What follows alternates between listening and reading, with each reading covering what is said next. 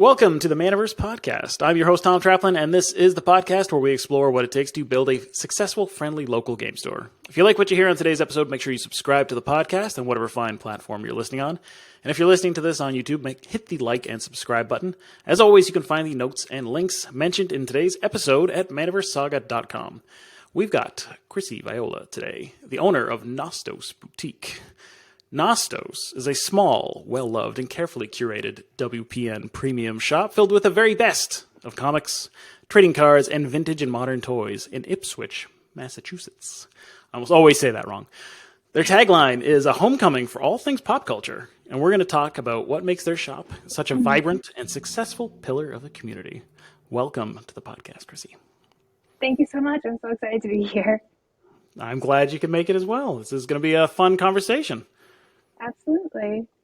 So the things I like to start off with when I have store owners on the podcast is jumping into the origin story of the store. Why did you get into this industry? Like, how did you tell us a little bit about your beginnings and how things got to where they are today. Yeah, absolutely. So I opened back in 2016 when I was 26 years old. Didn't have a degree in business or anything like that. I was at the time nannying full time and kind of had a moment where I realized that, okay, I need to decide what I want to do with the rest of my life. And so kind of dreaming big, what would be awesome. And at the time I was really into collecting comic books and vintage toys and was traveling around New England, visiting different shops. And I never really found a shop that felt like it was reaching its fullest potential. It was all kind of a stereotypical, kind of a little bit dusty, a little bit male-oriented, a little bit... the typical gamer dungeon? Typical, yes, exactly. And I just felt like there was a hole in the industry where it could be more than that. And I couldn't find that. And so I was like, you know what, I'm gonna give it a shot and I'm gonna open it myself. So I found a beautiful, tiny little space in Ipswich, right on a river with big, beautiful windows and hardwood floors and great lighting. And I was like, okay, I can turn this into something special. And so I had no investors. I took, a little tiny nest egg that I had been saving up, I think maybe $10,000 at most, and was continuing to work 50 hours a week nannying while I opened my shop. And so it was a lot of sweat equity. It was a lot of early mornings and late nights running to the shop, running around on Craigslist to find fixtures and display cases and that sort of stuff. I read a book called The $100 Startup, and that was what really kind of opened my eyes to be like, okay, I don't need to have everything figured out. If you just go for it and love it and are willing to put in the work, then maybe you can pull it off. And so I actually didn't even know how to play Magic the Gathering when I opened my shop, which is kind of funny where it is now. It was a comic book and vintage toy shop. And then somebody came in and said, hey, have you ever heard of Magic the Gathering? I was like, yeah, I've heard of it. I've never played it before. I kind of had dabbled in the Pokemon card game. And they were like, oh, it's great. Let me teach you. So they brought in some decks. The very first deck I ever played was Emrakul Delirium. Which, if you know anything about Magic, that is just a totally bonkers deck, and I was hooked. I was like, this is amazing, like, I love this, and so I kind of dove in with 2 feet and got WPN certified, started hosting drafts, learned how to draft while hosting drafts, and just, I had a couple of really good people around me who were willing to support creating this community, and the way that it's kind of evolved and grown has just been absolutely staggering. And now I am a WPN Premium store. I am a certified Magic the Gathering judge. I am I'm, seeing tons of growth, tons of new players. So it's unbelievable how it's kind of started way back then and how it's kind of grown into something that's just beyond what I could have dreamed. And I'm just so grateful. That's really interesting too. Just to note the fact that the common wisdom, at least at this point in this day and age, is start with a big budget. And if you're starting with that shoestring budget, you're going to have a very tough time. So it's really interesting to hear that you start off, bootstrapping like like the old days, like a lot of store owners did, 2000s or like the 1990s. Right. Yeah. No, I knew that I just for my future, and I knew that I didn't want to go into debt. I didn't really know what I was doing. I just knew that there was an opening there for something that the community I felt like needed, and I had the desire to try. But if I went into debt and it failed, then that didn't seem like it was going to be a wise decision. So I was like, if I just put in a lot of work, like I was newly married, didn't have my daughter yet. And so I was like, okay, I am in a position in my life that I can just hustle and see if I can pull it off. And it worked. So what was the initial early days like when you got the store or you got the location, you figured all of this out, and you're like, okay, I'm gonna make a go of it. What was that those first 12 months like? Yeah, it was intense. Like I said, I was still working full time, so I was only open Friday, Saturday, Sundays, and a little bit on Mondays. And so I would, go to my day job, and then I would be done with that at 6 p.m. and I would go run over to the shop and I would be painting or I would be assembling IKEA furniture or scrubbing, Craigslist furniture and unpacking boxes and trying to figure out distribution and all that sort of the logistical kind of, you have to know what you're doing to open a business and do all the paperwork and all that sort of stuff. And I was Googling and reading books and trying to just kind of wrap my head around how all of that worked because I didn't have any experience with any of that. And just going to bed at midnight and waking up at 6 and diving right back in again. And, eating takeout on the floor of the shop before I had furniture and all that sort of stuff. It was kind of, it sounds poetic now, but in the moment, it was just kind of just it was a lot of work. And I knew that I had to really, really love it to kind of to put in that much time. And my husband helped me as much as he was able to. His schedule kind of ebbs and flows. He's a college basketball coach. So I was grateful to him to be able to help me as much as he was able to in the early days.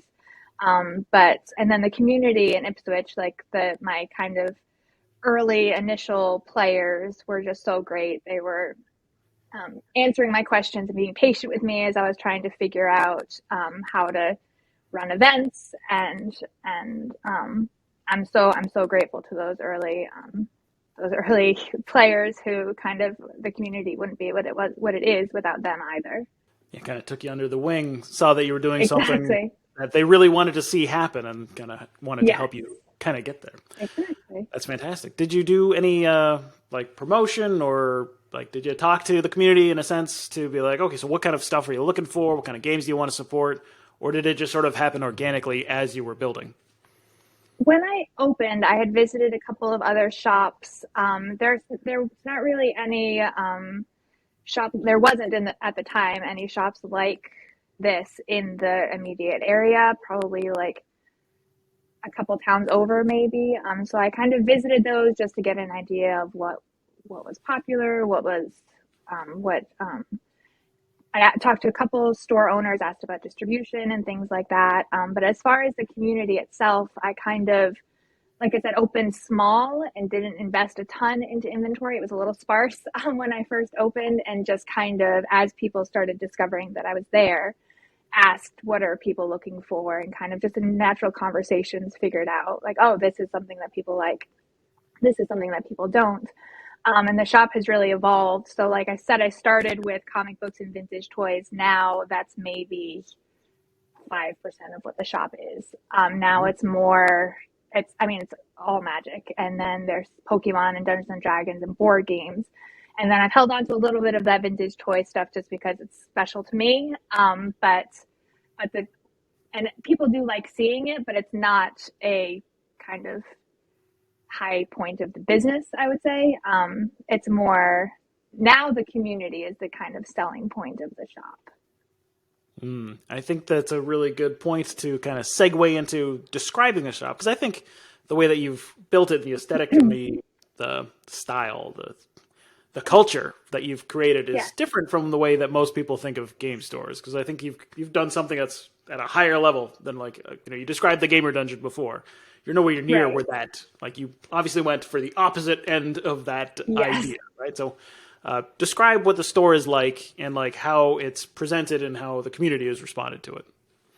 Yeah, absolutely. So my store name is Nostos Boutique, which 9 times out of 10 you walk past that and you would not think Magic the Gathering store.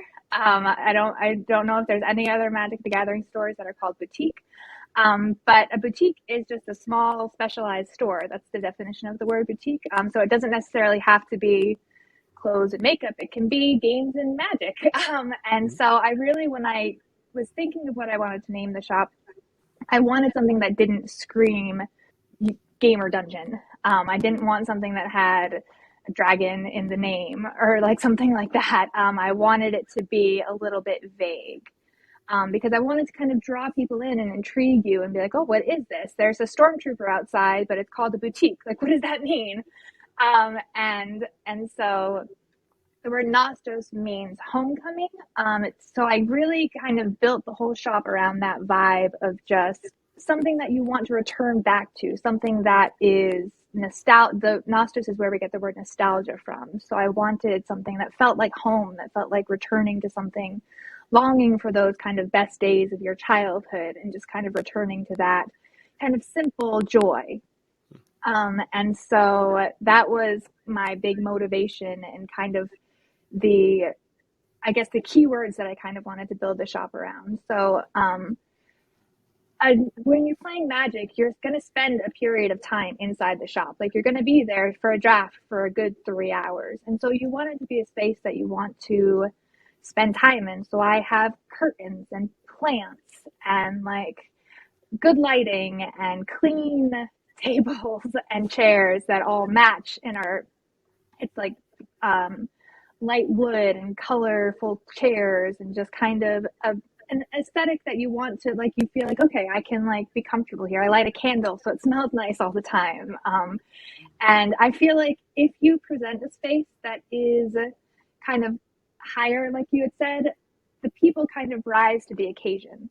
And so if you have a space that is clean, then people are going to want to keep it clean and they're going to want to, I have shop rules where I tell you to watch your language. And I feel like I've got people who come specifically because they know that it's a safe space where people are going to be respectful for both me towards them, and other players are going to be respectful towards each other. And I just feel like, like if you set the bar high, people will rise to it. Where if you just kind of expect the worst of people and just like, oh, people are just going to show up and they're just going to play, then people will kind of settle to where the expectation is set. And so that's something that's really important to me. And I've had so many people that their first experience playing in a Magic shop is in my shop because their friend or their partner or their parent says, hey, this is different.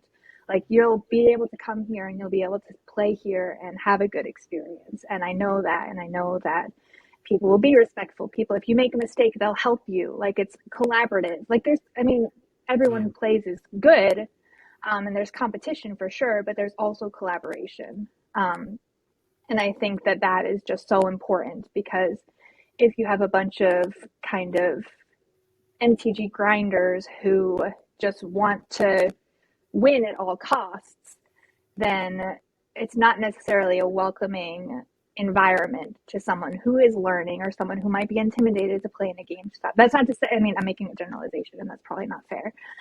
But there's some stores that is kind of their vibe. And I wanted to do something different. And I feel like if you just set that expectation, then that's what you could get. And I found that, and I run special events that are for new players. I run an event called Visible that's for players of marginalized genders. And that sort of stuff, I feel like kind of lets people know what I'm about, for better or worse. And so if people are into that and are on board with that, then they'll come. And if they're not, then they won't. And no love lost, I guess. Yeah, that's kind of what you want in a lot of ways. Exactly. Like, that's the best part of marketing and putting out your image and everything that you're doing is that, you know, you draw in the people that you want to draw in, and then the people that are not for you and you're not for them, that's okay. They go somewhere else. Exactly. Right? But you kind of like polarize that way. Yes. And I think that prioritizing people above all else is what has kind of gotten me there. Like if I wanted to make the most sales and if I wanted to get the most people in the shop, then maybe I wouldn't make all the decisions that I'm making. But where the community and the people are the most important thing, I'm willing to make those exceptions. Like I have some players who are immunocompromised, so I still require masks for my events. And that keeps some people away because they're not interested in wearing a mask while they're playing. But because I want to protect those people in my community who would not be able to come otherwise, the people around me who are willing to make that sacrifice for those people are willing to do that, and those who aren't don't, and play elsewhere. And that's fine with me because, like I said, I want to prioritize the people who make my community so great. This just thinking as we were talking about this is like a great lesson on branding and culture design. Because like a lot of stores kind of, they start up with the idea of like, I'm going to sell games, I'm going to sell board games, Magic, Pokemon, whatever. And they feel like they are defined by their products. And in a sense, you know, game stores are defined by their products, but not entirely. Yeah. You can be something very different. Like the encapsulation of what you're doing is essentially something very different from what most people think of when they think of board game store, right?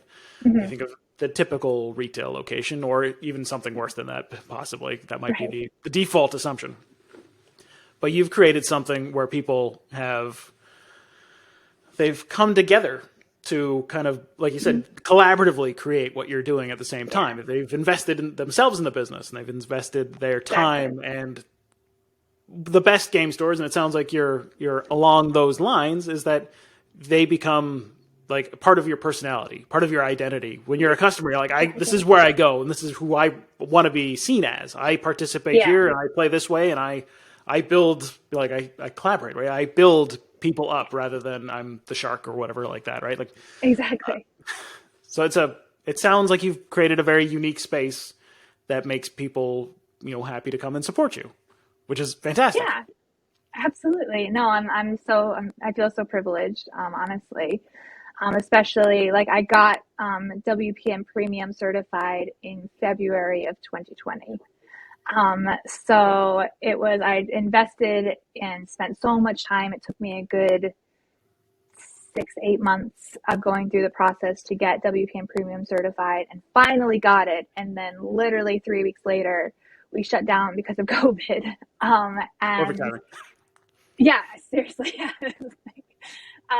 But again, the community kind of rallied, and I brought all my inventory home on a folding table in my bedroom, and me and my husband did deliveries. There was one day we did 50 deliveries in a day for a pre-release, and people just kind of put in their orders by messaging or emailing, and we had a spreadsheet, and it was all kind of very grassroots, but the community just rallied around us, and that's why so many other game shops were not as fortunate as me, and I was able to come through it even stronger. I had seen growth because some of my the people in my community talked to their friends and taught them how to play and said, hey, this is where you want to get your stuff. And so we actually shockingly saw a ton of growth while we were closed for COVID, because people were like, okay, we want to keep this store open. We want to kind of keep this going. And we got through it. That's excellent. The fact that you've been able to thrive through something which has punished a lot of businesses over the past couple of years. That's pretty incredible. Do you feel like that's part of the reason because of that is the culture that you've created? That you've created this space that people want to support, that they go out of their way to make sure that it's it's still successful despite the fact that they can't or they couldn't come visit the store. I think so. I mean, I think people saw Nostos as an essential thing in their lives. And they realized that even if they couldn't come, and we were doing some like arena online things, and I tried streaming a couple times and stuff like that just to kind of keep the community engaged and connected. But yeah, I think because the community and the culture was so strong before we shut down, people realized that they needed to go out of their way to kind of help keep it going. So we would be there when things reopened back up. Yeah, that's a testament to what you've built, and then also the power of word of mouth, right? Like you've actually got people who go out there and say, hey, this is a great game. Let me teach you how to play Magic. But also, this is the store you're going to go find it and go play at. Those two things aren't always linked, and that's a really good sign that your customers obviously really care about what you're doing, and you're doing something more than you're just another place to buy their favorite hobby, right? Right, exactly. Yeah, I mean, obviously buying from a local game store is not the most cost-effective way to get your cards. I mean, we all know that there are platforms online that you can get cards for cheaper than my wholesale cost sometimes. But people kind of realize that you're a part of something, and by paying a little more for a box of cards, say you're gaining more than just those cards. And I think that it's really amazing that people have kind of been able to not only realize and acknowledge that, but kind of rally around that. And I keep saying, I'm just so grateful. Yeah, no, that's incredible. And that's a very common complaint for store owners is that, it's a very challenging environment, especially over the last few years with the proliferation of certain services and certain platforms, right? And the ease with which, players, if they want to, they can access cards at a lower price, and price competition is, it's a major problem for game stores in general, but it's been exacerbated over the last little while. But it's a really good indicator that people will voluntarily come to your store and choose to shop with you over the fact that, they could get it off of, a certain jungle themed website. Yeah, exactly.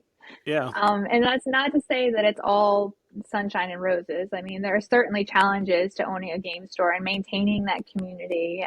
And you have to kind of not be afraid of conflict, kind of be willing and able to stand up for yourself when you need to and make smart decisions. And so, you can't just be like, this is what I'm about, and everyone's just going to rally around me and everyone's going to buy in immediately. That was probably one of the hardest things for me to learn as I was kind of growing the shop and kind of figuring out, okay, what am I doing? To realize that there are going to be some people that I'm going to have to say, I'm sorry, you don't seem like you are buying into what we're doing. I'm going to have to ask you to either change the way that you're behaving or leave. And I have grown a lot in that kind of what's the word I'm looking for? I guess conflict or just kind of approaching difficult situations and standing up for what we believe in. But you have to be willing to do that. If you're going to kind of build a community and this culture, you have to be able to stand up for it. And that is hard. I mean, who likes conflict? Like, you would like it if everyone can just kind of all get along and buy in immediately and understand immediately what's going on, but that's not always the case.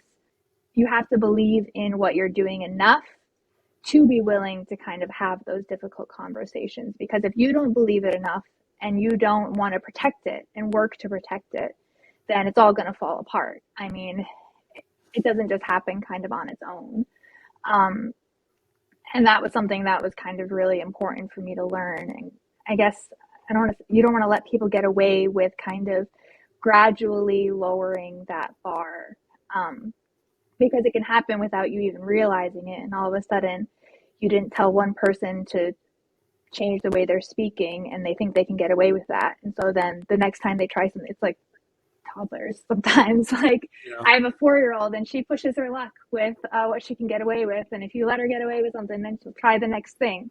And I think that's just human nature. And so, not that you want to like parent your community, but at the same point, you have to remind them, like at the start of every single event, I remind everyone to be respectful of each other and of me and of the space. And I think even if my regulars hear it every single week, it's important to continue saying that and to continue reminding people of that, just so they know that the expectation is there every single time they come.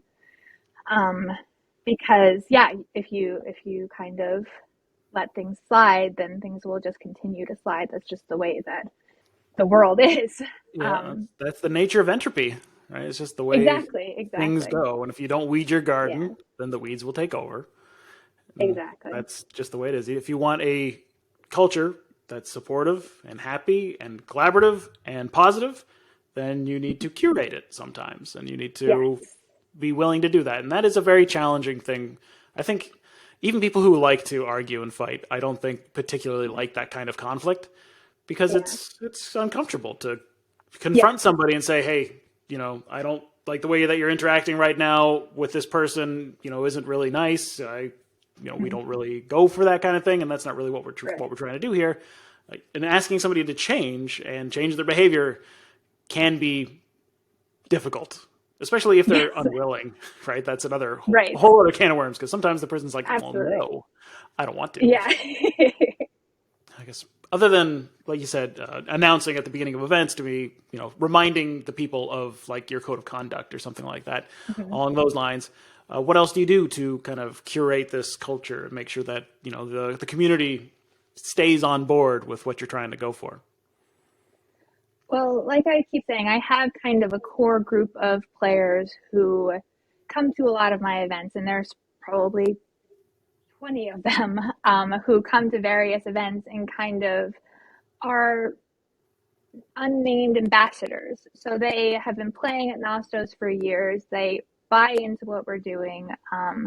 They want to protect it as much as I do. And so if I'm the only employee, I'm the only person who runs events, I don't have any staff or anything like that, it's just me.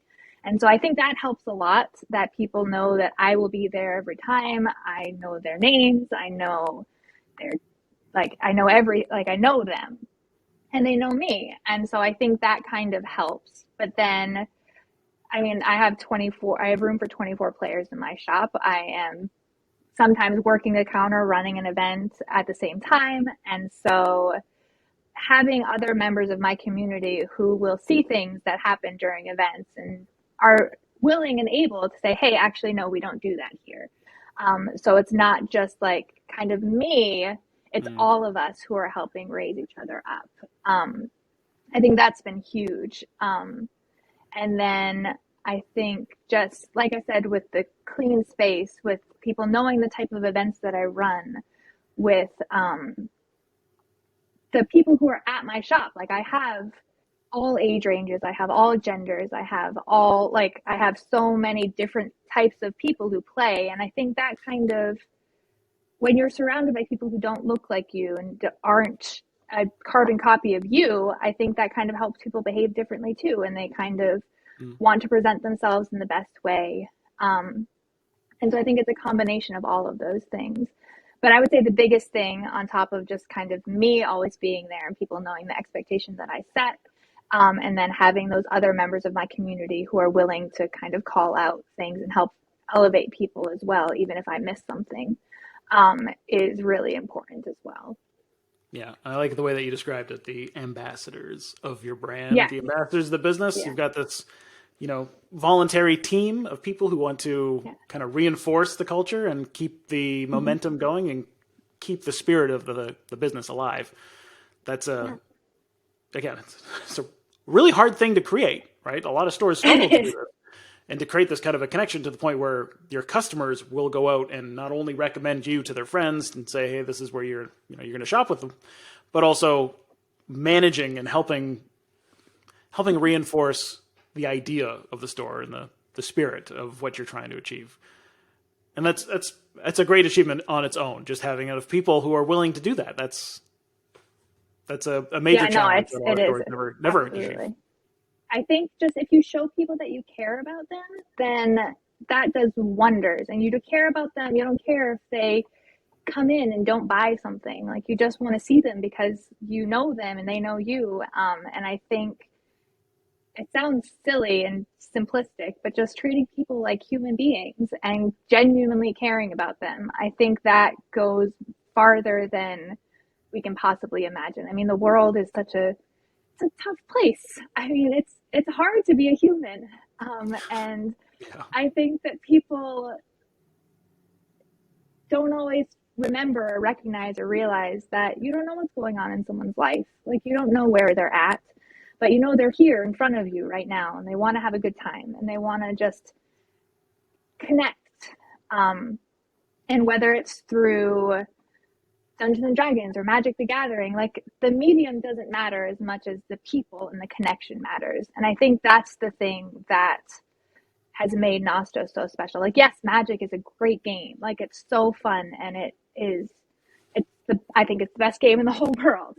But it could be anything. Like, what's important is the people. And if Magic the Gathering ceased to exist, I think these connections would stay. And I think that you have to kind of remember that and work towards that the people are the most important thing. So we talked a little bit about some of the challenges. We talked a little bit about some of the really like spectacular achievements, the cool stuff that you've done so far, the interesting things that you've got going on at the shop. So we're in 2023 at this point, just the beginning of the year, fresh start, January. What's the plan for the future? What do you envision going on for the next couple of years? That's a really great question, and something I'm kind of wrestling with myself. I'm kind of at a point in my life. I have a 4-year-old. The shop is kind of at its capacity as far as space. So the dream is to find some like-minded people to bring alongside me and find a bigger space and expand. The reality of that is we'll see how it goes, but that is kind of the dream. As a sole proprietor and a mom, there are challenges. My kid gets sick and I have to close. And so that has been kind of, as my daughter gets older, has been something that she needs more and the shop needs more, and I can only do so much. And so just trying to figure out the best way to kind of take that steps. And I've been talking with some people in the community to try and figure out how we go about kind of doing that. But that is eventually the goal, is to continue growing. My shop right now is 580 square feet.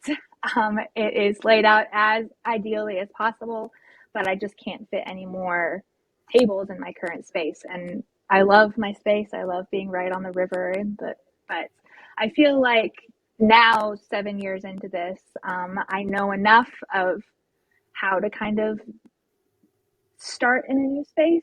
So, and keep kind of the same aesthetic and keep the same vibe while growing. And so, yeah, the goal is to eventually just keep growing. Interesting. So the idea is to find a new place and try to keep the momentum going, maintain the same brand, maintain the aesthetic, the culture, and just transplant it to somewhere more, expansive, somewhere that you can fit more of everything into. Just a little elbow room.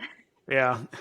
Yeah. It's funny too, because it's when you start a business, it's a challenge on its own, right? You have to learn so Mm-hmm. much in those first 12 months, right? It's completely different from, just being in a career or your typical job. Like, Right. there's so many things to learn. But then, Yeah. 5 to 7 years later, it's almost like you have to relearn a whole new skill set to grow Yeah. past a certain point. Like, Yeah. there are levels of running a business and being an entrepreneur that you don't discover until like much later. And it's really interesting to see like the skills that got you to where you are now and the way that you've Yeah. approached things. Now you need to like add some stuff to bolt it on to get to the Exactly. next level, right? The next stage of the business. Yeah, I feel like I'm at this kind of threshold and need to figure out what I need to learn and what I need to do to kind of cross that threshold. But I do. I feel like I'm back when I first opened and kind of trying to figure out what that looks like, and Yeah. I don't know, and so I have to learn and hope that the people around me can help me the way that they have, and that I can put in the work and put in the time to kind of figure out how to take that next step. For somebody who's listening to this and they're feeling inspired, they're like, "Oh, this sounds really cool. This is exactly what I wanted to do. This is really interesting." Like people, because there's, I think for every game store owner, there's probably like 100 people who are like, "This sounds like a great idea. This is exactly what I want to Right. do with my life." Right. Yeah. So anyone who's in that stage where they're thinking, "This Mm-hmm. sounds fantastic. This is exactly the kind of business that I've imagined. I want to like do something similar. Or I want to figure something out." What advice would you give someone now? You've been doing this for 7 years. It's a different time. Yeah. 2016 was very different from Yeah. 2023. Yeah. What kind of advice would you give the listener who's thinking that like, okay, this is really good, a really good idea. I've got some cash set aside. I want to make a go of this. What would you tell them? Oh man. That's a great question. I think starting small and not being afraid, like acknowledging that it is a lot of work and that you have to not shy away from it. But I think if you go in and you're like, I'm going to order $50,000 worth of inventory to open my shop, like, I think that is dangerous, to use a strong word. I think you have to start small. If you think that you want to open a game store, start now. Like, start just kind of the when there's a closeout sale somewhere, like order a couple extra boxes and sit on them for when you open your store. Kind of start planning out your aesthetic, and you don't need to go to like retailers R Us. Like, go to IKEA, go to Craigslist, go to like places. Like, I think starting small and manageable and what you think that you can handle yourself is huge, because I think one of the biggest things for me is that I didn't hire a staff right off the bat, because then I'm responsible for myself and my own income and my own survival. And then I also have these other people that I'm responsible for, and the pressure and the responsibility of that. I think as I was starting out and was kind of trying to figure things out, if I had had that on my plate as well, I don't know if I would have been able to bear that. I think that, yeah, like I said, that book, The $100 Startup, is if you just take what you have and what you can offer and start there, then I think that is a lot wiser than Mm. jumping in with a big investment and being like, I'm going to do this. I love magic, and so I'm going to open a magic store. Like, I don't play magic that much anymore. Like, I love it, but I don't get to play very much. Like, if you think I'm a great magic player and I love magic, and so I'm going to open a game store so I can hang out with all my friends and play magic, like, that is not the reality of it. Like, Yeah, that's that's not what just happened. not. It's no, no, not at all. And you hear people talking about, oh, I'm going to open a shop someday. And I was like, that's great. Like, you should if you really want to. But I think that you think you're going to open Nostos 2.0 and you're going to get to show up and all your friends will be there. And you're just going to get to make money while you play magic. And I think that is, you're setting yourself up for disappointment if you think that is how it's going to be, because it is a lot of work. It is a lot of card sorting. It is a lot of holding your breath and hoping that you ordered correctly when the new set comes out and you have to get your numbers in before you know any of the cards. um, that sort of stuff. Like there is, or a set flops and you have boxes on boxes of it and you have to figure out, okay, how am I going to pay this invoice?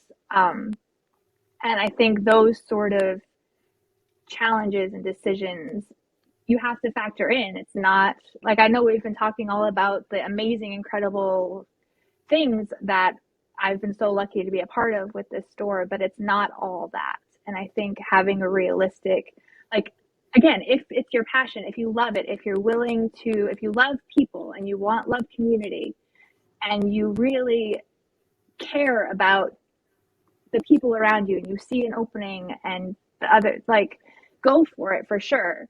But also you want to be realistic about it and just take on what you can handle.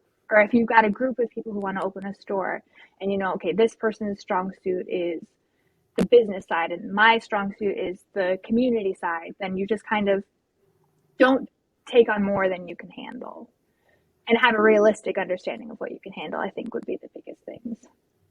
Yeah, I think that's great advice. I know a lot of store owners will put that out there that, you know, it's not all fun and games, ironically enough. It's not all fun and games. Right. It's a lot of work. It's a huge amount of work. Yeah. And like you have to understand what that is like before you jump in.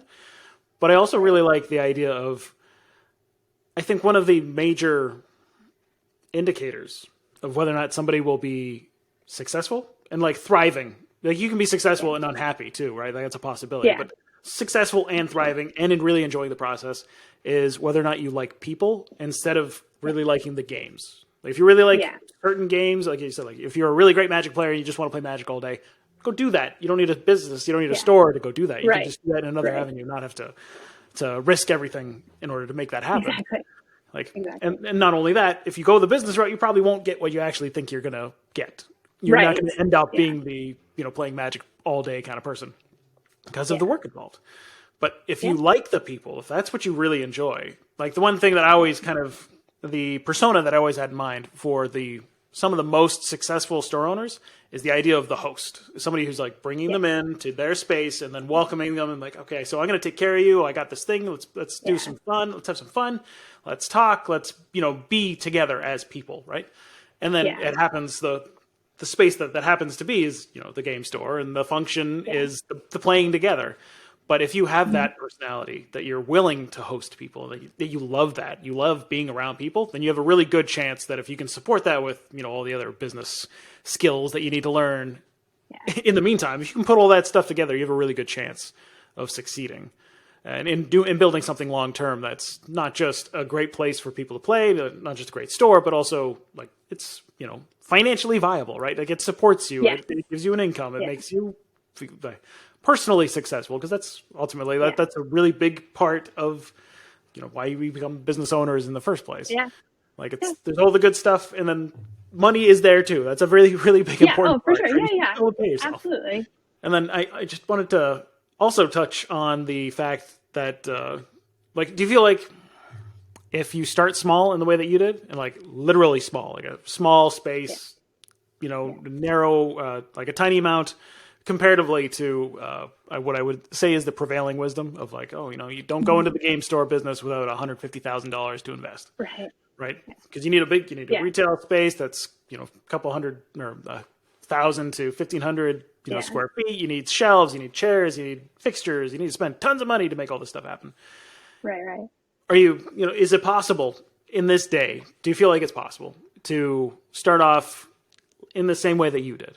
Get a tiny space, get a narrow space that's, you know, only a couple hundred square feet, and make it as beautiful and fantastic as possible. Fill it with the best things that you can, but then you're not necessarily risking, you know, hundreds of thousands of dollars of hard-earned money at the same time. Like, is that still a viable option? So I think short answer, yes, but with some caveats. I mean, if there's 6 other game stores in your town, I wouldn't recommend it. Like, I think that I was kind of in the right place at the right time. There was an opening in the community that it was something that was needed. So if if you think that there are people who need what you have to offer, yes. But if there's another thriving game store and you're just like, I want to open a game store, then I don't know if that will work. But I think that in the right environment, I absolutely think that it can work. I think you just have to do your research. I think you have to just, when I opened, the nearest game store was 30 miles away. There have been a couple that have opened since I opened, like closer to me.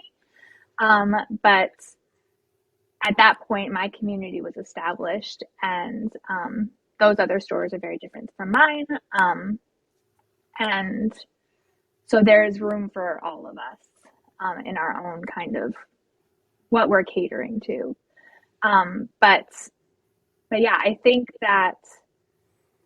it's kind of the only way to start right now. I mean, there's so much out there. There's so many ways to kind of get your cards. There's so many things to do. And so if people are going to choose to spend their time with you, you have to do something special. You can't do something cookie cutter. I think that making it unique, making it about people, starting small, like nobody wants to go to a brand new store that's thousands of square feet and there's only 6 people there. Like it just feels uncomfortable. But if you're in somewhere that's like smaller and cozy and like you feel like, I don't know, I think the vibe is better.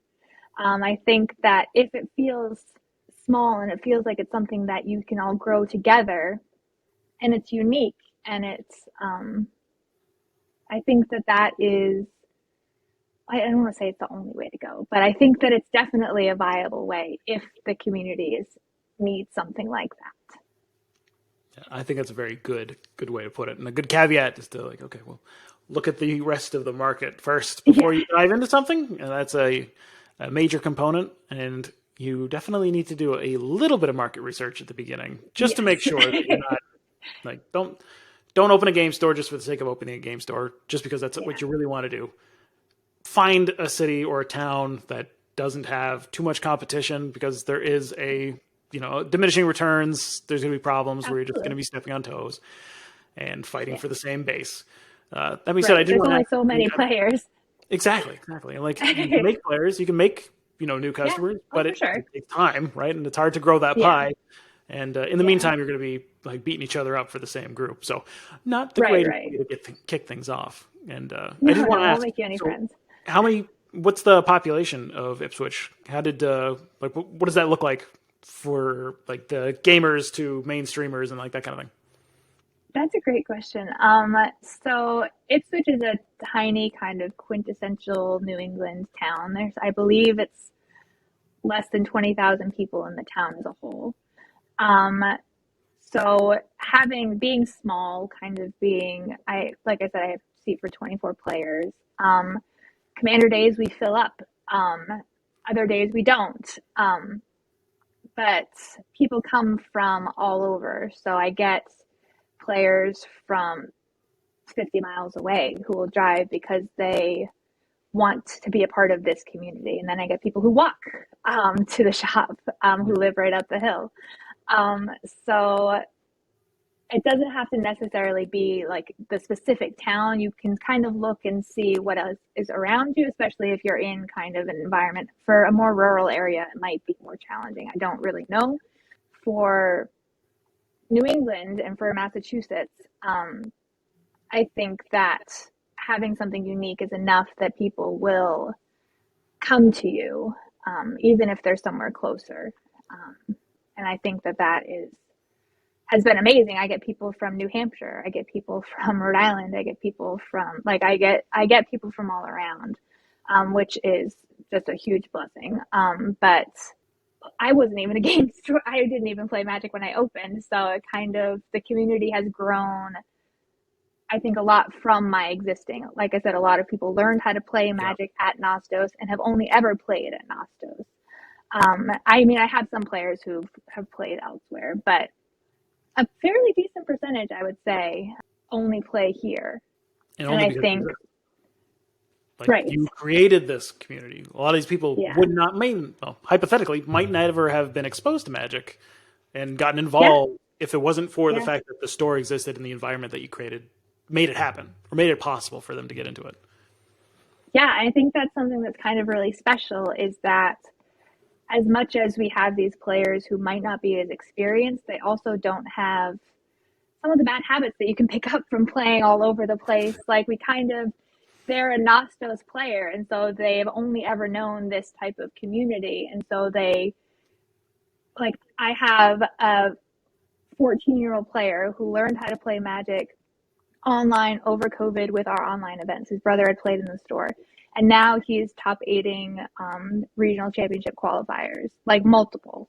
And so just because you are younger or just learned how to play doesn't mean that you can't, if you have a collaborative community around you, you can still have that competition. You can still have players who know what they're doing. It's not going to be all like kids who are misplaying and you're teaching them how to play. I think that because of the collaboration, the gameplay is better too, because there's a respect there and there's also, you help each other get better. And so if everyone is helping each other get better, then you're going to get better. And I think that's something that's really special too.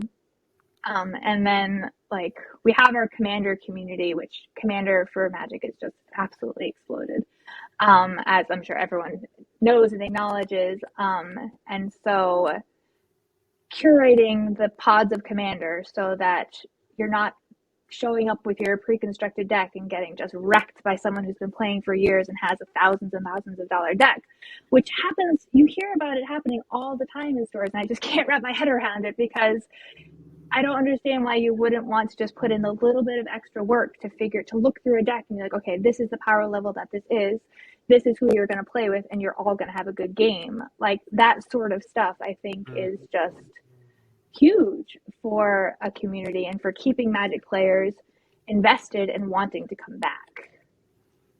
Yeah, yeah. I think a good point there is that competition and collaboration don't have to be mutually exclusive. Yeah, like you can have a very competitive space, but not in the bad way where people are just trying to shark each other, but in the good way where everyone's building each other up and becoming better together. And I think that's a really tough balance to achieve. It sounds also like really effective if you can get there, right? If you can create that environment that promotes that. And some days are better than others as far as that. Some days you get someone who really wants to win and they're upset that they don't, and they're not flipping tables, but they got a little chip on their shoulder, and that's okay. And we can kind of work through that. But yeah, I think just respecting each other is the biggest part of that. And you can be overly happy that you won and overly disappointed that you lost and still respect each other and kind of step away and work through that and say, okay, good game. And I think that's the biggest thing. Yeah. I think that speaks a lot to the uniqueness of the brand. And like you mentioned specifically the word unique and the idea of like, oh, there's the whole unique selling point, you know, the thing that makes your store different from just another retail store or another game store. I think that is something that's very hard to do because it's really hard to qualify. Like, it's very hard to be unique. There's so many variations of things nowadays that it's just really hard to come up with a unique idea that really differentiates your game store from, you know, the other options. But it sounds like that's what's happened, that you've managed to create something that is actually unique that players can't find anywhere else, like at least, you know, anywhere within the couple 100 miles or something like that, right? Like they come to Nostos for the very unique environment that's there. And that's one of the things that seems to be really contributing to this growth and this overall success. And that's incredible. I'm very happy that we were able to connect on this and that you've been so generous in sharing like the things that you've built in the store and what makes it so special. So thank you. No, and thank you. When I got your email, I was like, oh, little old me, they want to talk to me. But for someone to acknowledge that there is something special here, it's amazing, and it's not just me. I mean, it's beyond what I ever could have imagined, and so I'm just privileged to be a part of it. Excellent. All right, so I want to wrap up with the same question that I ask everybody. I always want to leave off the podcast with the same essential points. Basically, what I want to know is success. Success is a very ambiguous term, very personal, can mean a lot of things to a lot of people. And ultimately, we're talking about what it takes to make a successful game store. So, in your words, from your perspective, what does it mean to be successful with Nostos? I think that success looks like players feeling like they've found a home, players feeling like they have connected and wanting to be a part of something bigger than themselves, and investing in that, both financially so I can pay my bills, and also with their own passion and their own desire to see other people get better and to just kind of rally around and support each other. I'm not expecting to be a billionaire off of owning this store. What I'm expecting and hoping and desiring and what I've experienced is that genuine connections are made and human beings are being the best versions of themselves and are helping other people be the same. And also, paying my bills and being able to do this full time, which is such a privilege to be able to do that. If the people didn't care about each other and if I didn't care about them, then I think all the money in the world wouldn't make me feel successful. I think that I know, and I keep saying it, but it's the people that make it Nostos. And I think that's what it means. That's an excellent point to wrap up on. So before we go, where can people find out more about Nostos and where can they connect with you? So I am on Instagram and Facebook and Twitter at Nostos Boutique, Nostos. Also my website, nostosboutique.com.